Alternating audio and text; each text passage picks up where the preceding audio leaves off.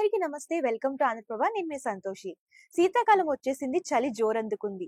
ఈ సీజన్‌లో ఏంటంటే ఎక్కువగా సీజనల్ ఫీవర్స్ అనేవి కాకపోతే ఇన్ఫెక్షన్స్ అనేవి ఇవన్నీ కూడా ఎక్కువ వస్తూ ఉంటాయండి. సో, జనరల్‌గా నార్మల్ పీపుల్ కేర్ తీసుకోవాలి. అలాగే గర్భిణీ స్త్రీలు ఇంకా కేర్ తీసుకోవాలన్నమాట. ఈ సీజన్‌లో వచ్చేసరికి పొద్దున్నే లేవాలంటే చాలా బద్ధకంగా ఉంటుంది.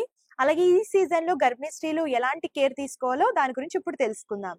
సో, శీతాకాలంలో నార్మల్ గర్భిణీ స్త్రీలే కాదండి, నార్మల్ పీపుల్ కూడా వాటర్ అనేది ఎక్కువ తాగుతూ ఉండాలన్నమాట. వాటర్ ఎక్కువ తాగడం వల్ల శరీరం హైడ్రేటెడ్‌గా ఉంటుంది. సో, దాని వల్ల ఏంటంటే శరీరానికి కావాల్సిన వాటర్ అనేది అందుతుంది. స్కిన్ అలాగే హెల్త్ పర్పస్ కూడా చాలా మంచిదన్నమాట. సో, రక్త ప్రసరణ కూడా చాలా బాగా జరుగుతుంది.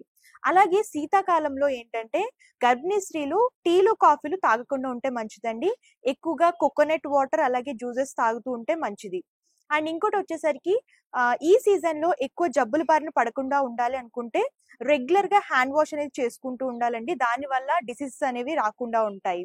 అండ్ ఇంకోటొచ్చేసరికి గర్భిణీ స్త్రీలు చిన్నపాటి వ్యాయామం, యోగా చేస్తే చాలా మంచిది. అండ్ ఈ సీజన్‌లో ఏంటంటే హాట్ వాటర్ అంటే కోల్డ్ వాటర్ కాకుండా నార్మల్ వాటర్ కూడా చాలా కోల్డ్‌గా ఉంటుంది కాబట్టి హాట్ వాటర్ తీసుకుంటే చాలా మంచిది. తల్లికి, బిడ్డకి కూడా ఆరోగ్యంగా ఉంటుంది.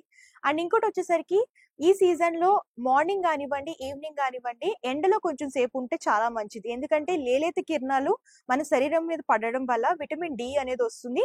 దానివల్ల ఆరోగ్యం కూడా చాలా బావుంటుందన్నమాట. అండ్ ఇంకోటొచ్చేసరికి ఈ సీజన్‌లో మన శరీరానికి తగ్గట్టు మాయిశ్చరైజర్ యూజ్ చేస్తూ ఉంటే మంచిది.